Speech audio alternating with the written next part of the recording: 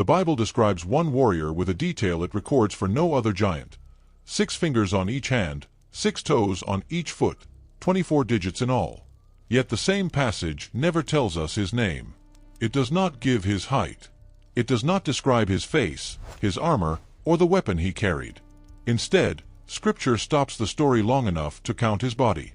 12 fingers, 12 toes, 24 in total. Then it tells us that he challenged Israel, that a member of David's own family answered him, and that he fell with the last surviving champions of a terrifying lineage. Why would an ancient writer preserve that count while leaving the man himself anonymous? Was it simply a physical detail? Was it a mark by which this warrior was remembered? Or was the number placed there to show that the threat facing Israel was not an ordinary soldier? The answer begins near the end of David's story, in a group of battles most readers pass over quickly. Goliath was already gone. The famous valley was already part of Israel's memory. But the age of the giants had not ended. 2 Samuel closes David's reign with a collection of episodes that do not unfold like a simple modern timeline. Songs, lists, battles, acts of judgment, and memories from different moments are placed beside one another. Among them is a short record of 4 clashes with Philistine champions. These warriors are connected to a figure or lineage called Rapha, and they appear when David and his men are older, tested, and carrying the weight of many wars. The first nearly kills David before Abishai intervenes. After that danger, David's men insist that the king must no longer go out with them and risk extinguishing Israel's lamp. Another descendant falls in a later battle. Then comes the difficult report involving Goliath, or Goliath's brother, whose wording differs between Samuel and Chronicles. Finally, at Gath, the narrator introduces an unnamed man of extraordinary size. This is where the story slows down. The writer could have called him merely another descendant of Rapha. Instead, he counts 6 fingers on each hand and 6 toes on each foot. The count is repeated in the parallel account in 1 Chronicles. That repetition makes the detail impossible to dismiss as a decorative flourish added only once.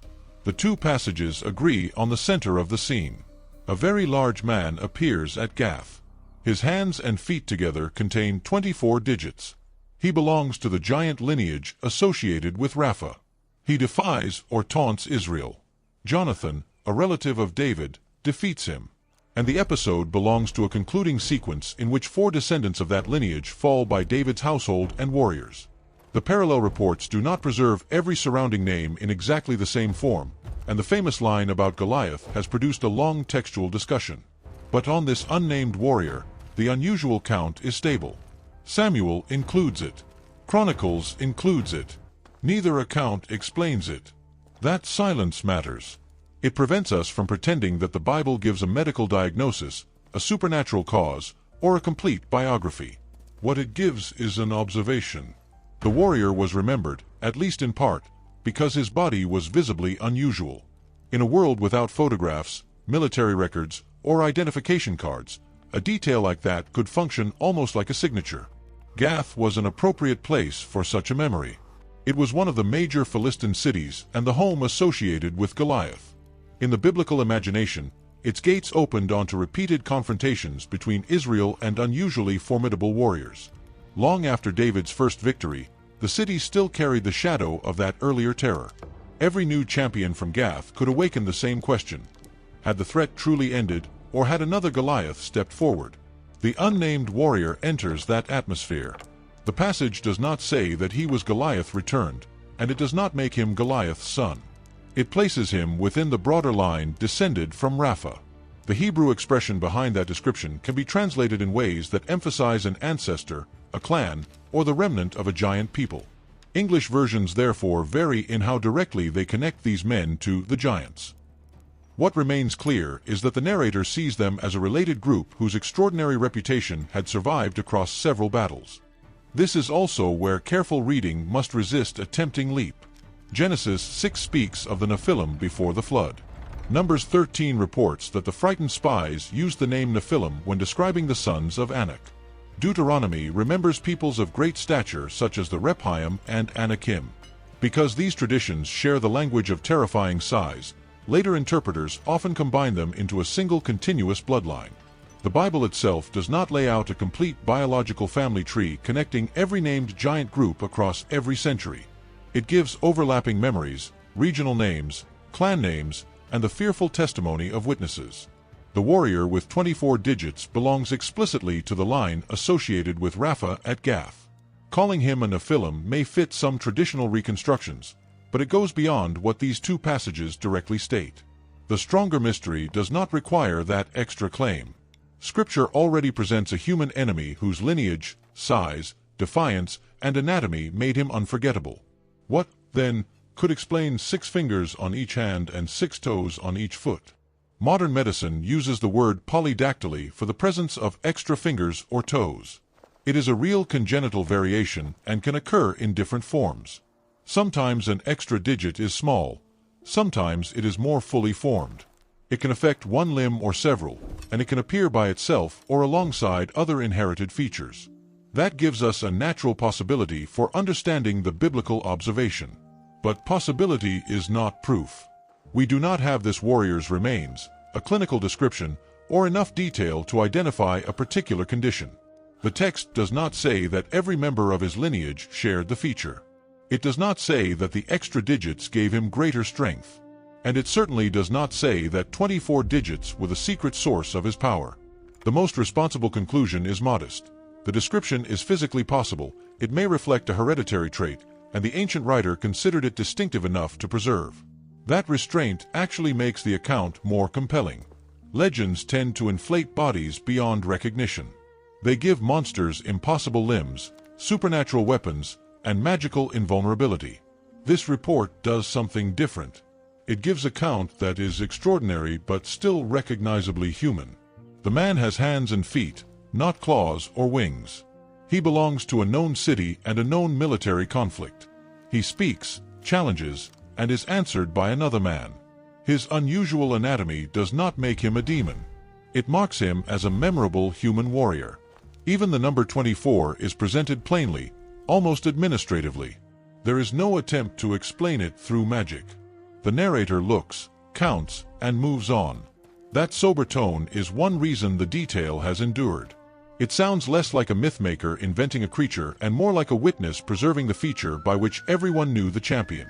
The count may also serve a literary purpose. Biblical battle reports often identify a warrior through equipment, ancestry, or a physical marker. Goliath is remembered through his enormous scale armor, the weight of his spearhead, and the beam-like shaft of his weapon.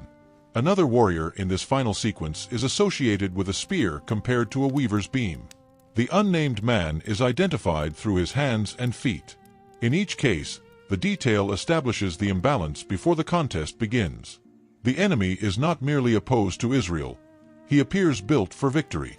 His size, equipment, or body announces that an ordinary response will not be enough. Then the story overturns the expectation. The imposing champion is defeated by someone whose name would otherwise be far less famous. The physical description magnifies the danger so that the reversal cannot be mistaken for an even match. But there is another reason hands and feet matter in this particular story. They are the parts of the body through which a warrior grips the weapon, plants himself on the ground, advances, resists, and strikes. The narrator counts the very instruments of his apparent advantage. 6 fingers on each hand could make his grip look formidable. 6 toes on each foot could make his stance appear extraordinary. We should not claim that the extra digits actually improved either ability. The passage never says so. Yet visually, to the soldiers facing him, the effect must have been intimidating. His body seemed to advertise excess. More reach, more mass, more of everything that frightened an army. By counting those hands and feet, the story brings the audience close enough to see what the Israelites saw. It lets the threat occupy the frame before it reveals the man who will confront it. The warrior's words are summarized with equal economy. He defied Israel. The wording recalls the posture of Goliath, who had stepped out and treated the armies of Israel as unworthy of him. A taunt in the ancient world was more than an insult exchanged before combat. It challenged the courage of the opposing force, mocked its king, and tested the honor of the God under whose name that army stood. The unnamed giant was therefore not remembered merely because his body was unusual. He used his presence to turn fear into public humiliation. Everyone could see him. Everyone could hear the challenge. Every moment without an answer deepened the impression that Gath's old terror still ruled the field. The story is brief because its first listeners already understood the scene. A champion steps forward, the lines hesitate, and the entire conflict narrows to one unbearable question: who will answer him? The answer comes from Jonathan, the son of David's brother Shimei, whose name also appears in the form Shemaiah. This Jonathan is not the better-known son of Saul and friend of David. He belongs to David's extended household. That distinction is important because the passage is closing a circle. David once stood alone before Goliath while experienced soldiers watched. Decades later, David does not personally face every descendant from Gath. Men shaped by his household and courage now step forward. The faith and resistance that once seemed concentrated in a single shepherd have become a pattern carried by others. The anonymous giant receives a name only indirectly, through the man who answers him. Scripture withholds the challenger's personal name but preserves Jonathan's. The warrior who tried to make Israel remember his body is instead remembered through the courage of the one who refused his taunt. The text gives no detailed choreography of the encounter. It does not tell us how long it lasted, what weapon Jonathan used, or precisely where each man stood. Cinematic retellings must therefore be honest reconstructions. We can imagine the city walls, the silence between the lines, the giant's shadow, and the moment Jonathan moved forward, but we should not present those imagined details as verses that were never written. What the account emphasizes is the result and its meaning within the sequence. The descendant of Rapha falls. The threat that appeared excessive is brought down. The victory belongs not to a magical hero but to a courageous member of the community that had learned, through David's story, not to measure the outcome only by the visible size of the enemy. After the 4 battles are listed, 2 Samuel reaches a compact conclusion. These 4 were descended from Rapha in Gath, and they fell by the hand of David and by the hand of his servants. 1 Chronicles gives the same basic closure. The sentence reads like the end of a military era. It does not declare that no tall people ever lived again. It does not prove that every remnant of every ancient giant clan vanished on that day. It does show that the named terror centered at Gath no longer possessed an undefeated champion. One by one, the representatives of that lineage were answered. The king who once fought alone now saw others stand. The victories had multiplied beyond one man. That may be why the final warrior is unnamed. By this point, the story is less interested in building another legend around the enemy than in showing the collapse of the entire pattern of fear. The fourfold structure deserves attention. 4 conflicts. 4 descendants associated with Rapha. 4 victories connected to David and his men. Ancient writers often arranged material so that repetition created meaning. The sequence moves from danger to resolution, from David's weakness to the strength of those around him, and from famous champions to an anonymous final challenger. The man with 24 digits stands at the end like the last vivid seal on the record. His body carries a numerical pattern of its own. 4 limbs, each marked by 6 digits. The text never says that this arithmetic is symbolic, so we should not invent a secret code. Still, the precision of the count reinforces the precision of the conclusion. This was not a vague rumor that giants existed somewhere. This was a remembered opponent, from a remembered city, in a remembered confrontation, distinguished by a count that could be checked by anyone who had seen him. Why preserve such a detail for generations? Because memory needs anchors. A name can be forgotten or altered as it crosses languages. A title can be shared by several people. But the warrior with 6 fingers on each hand and 6 toes on each foot is difficult to confuse with anyone else. His anatomy becomes the anchor that joins the 2 biblical records. It also guards against a common error in retelling, reducing every giant story to Goliath. Scripture's world is larger than one valley and one duel. It remembers Og, the Anakim, the Rephaim, warriors of Gath, and frightened reports from the borders of Canaan. Some accounts are expansive, others survive in only a few lines. The unnamed warrior reminds us that the Bible can preserve a fragment without giving us permission to fill every silence. We know enough to recognize him, but not enough to own his entire story. That boundary between knowledge and imagination is where the mystery becomes useful. We know the count because both passages give it. We know the location, the lineage association, the taunt, the victor, and the place of the episode among 4 battles. We do not know his personal name, exact height, diagnosis, parents, age, or thoughts. We do not know whether the extra digits appeared elsewhere in his clan. We do not know whether ancient soldiers understood the trait naturally or interpreted it as a sign. Any movie must create a face, clothing, scale, and setting, but those are visual reconstructions. The biblical claim is narrower and stronger. An extraordinary adult warrior stood at Gath. His body was counted, his defiance was answered, and his lineage's reputation could not save him. The location of this report inside 2 Samuel matters. The chapter does not read like a continuous diary of 1 week in David's life. It gathers several memories from different conflicts and places them together near the end of the book. A famine is remembered. A dangerous battle is remembered. A song of deliverance follows. The arrangement invites the reader to look back across a reign and notice repeated rescue rather than follow a simple calendar. That means the encounter at Gath is not included because the writer wants to produce a complete military history. It is one carefully selected example in a closing collection. The giant with 24 digits becomes part of a pattern.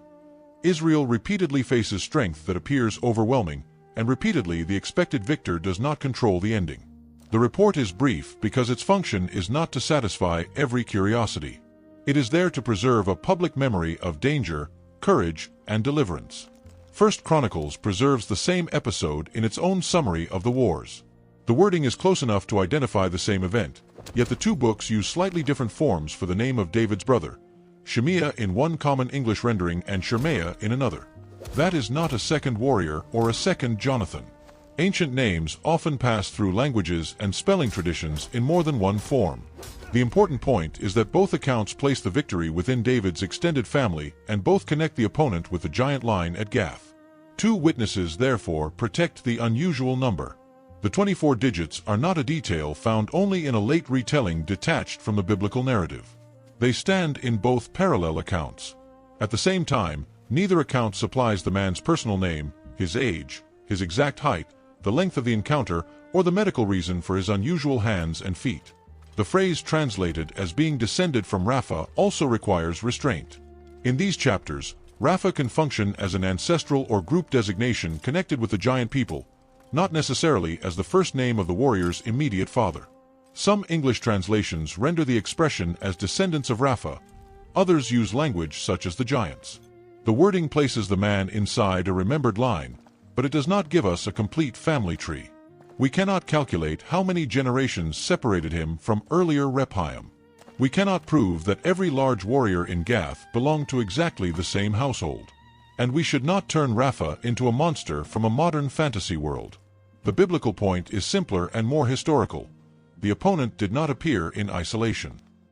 He belonged to a group whose reputation had survived long enough to make each new encounter carry the weight of earlier fear. That helps explain why Gath appears again and again. The city was not merely scenery behind the famous contest between David and Goliath. It remained associated with formidable warriors and with the memory of giant clans. When the later accounts mention men from Gath, the first audience would have heard an echo of an older threat. Yet the books also refuse to make the city invincible. One champion falls, then another, then another. A place famous for producing fear becomes a place where fear is repeatedly answered. This pattern is more important than any reconstruction of the city walls or the exact armor worn in each battle. Archaeology can illuminate Philistine urban life, trade, pottery, and fortification, but no excavation has identified this unnamed warrior. Our visual city is therefore a cinematic reconstruction. The textual claim remains narrower. The encounter occurred in the world of Israel's conflicts with the Philistines, and the man was associated with Gath. Notice how the Bible identifies different giants by different anchors. Og is remembered through an enormous bed or couch whose dimensions were preserved. Goliath is remembered through height traditions, armor, and a spear whose shaft was compared with a weaver's beam. The unnamed warrior at Gath is remembered through anatomy. 6 and 6, 6 and 6, 24 altogether. The writer does not use the same formula every time. He selects the detail that makes each memory recognizable. That variation argues against a mechanical legend that simply makes every enemy larger in the same way. One account preserves furniture. Another preserves equipment. This one preserves a count. The evidence is still ancient testimony rather than a modern medical record, but the precision has a purpose. It allows the audience to distinguish this man from the other descendants listed around him and prevents 4 brief battle notices from collapsing into one vague story. Modern medicine gives a name to the presence of extra fingers or toes, polydactyly. It can affect one hand, both hands, one foot, both feet, or a combination. It can occur as an isolated inherited trait, and it can also appear with other conditions. That makes a naturally occurring physical explanation possible. It does not allow a diagnosis across 3,000 years. We have no remains, no examination, and no description of bone structure. We do not know whether every extra digit was fully formed or how it functioned. The passage simply counts what observers considered visible and memorable. This distinction is essential. Saying that polydactyly exists is responsible comparison. Saying that a specific modern syndrome proves the identity of the man would exceed the evidence. The Bible does not ask the reader to choose between miracle and medicine here. It reports the body, records the conflict, and moves directly to the outcome. The absence of a personal name may itself shape the scene. In ancient battle accounts, names preserve honor and lineage. The man from Gath receives a detailed body and a feared ancestry, but the victor receives the name, Jonathan. The imbalance is striking. Physical spectacle can dominate the eye for a moment, but covenant memory is attached to the person who stood firm. The giant is not erased. His 24 digits make him unforgettable. Yet he is not allowed to own the story.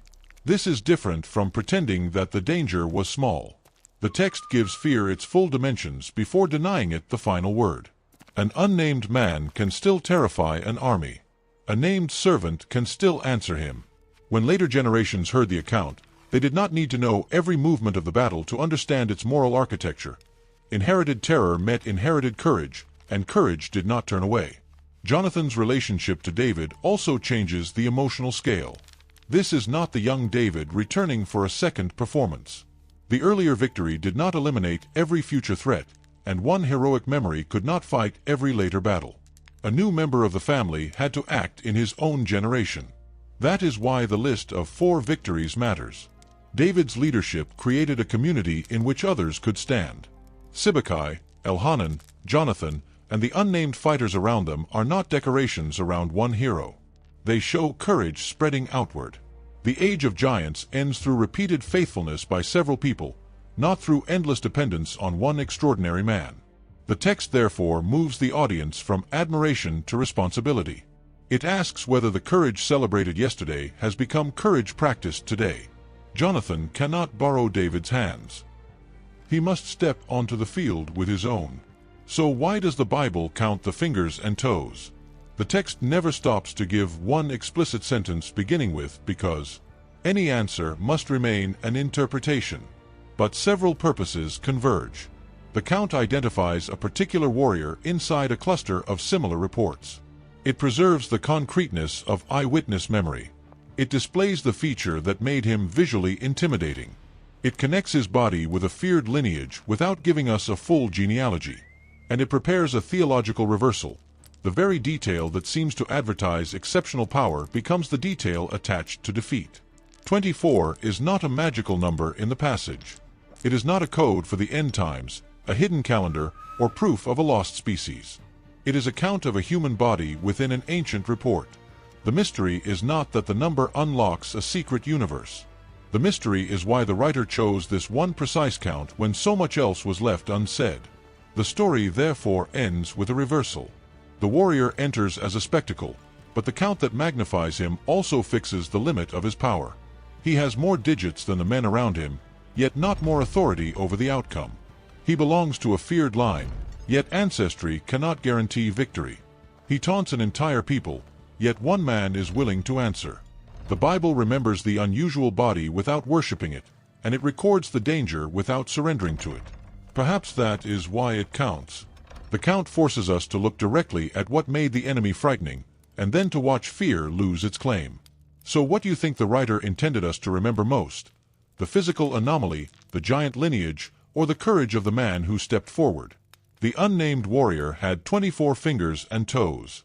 But in the end, the name Scripture preserves is the name of the one who did not retreat.